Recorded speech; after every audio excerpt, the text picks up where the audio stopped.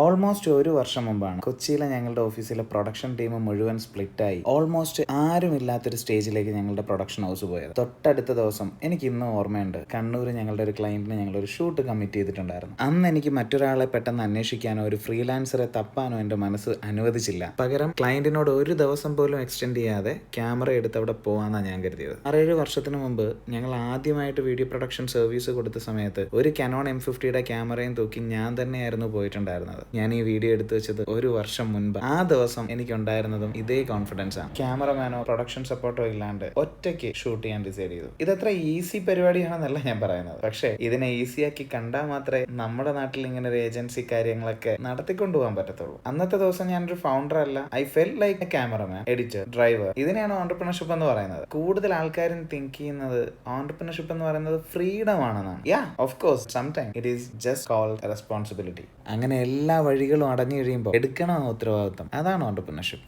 അപ്പോൾ ഇങ്ങനെയുള്ള കുറേ എക്സ്പീരിയൻസ് ഷെയർ ചെയ്യാനുണ്ട്. Yes, we are building an ecosystem from zero. മറ്റൊരു വീഡിയോയിൽ വീണ്ടും കാണാം. Thank U.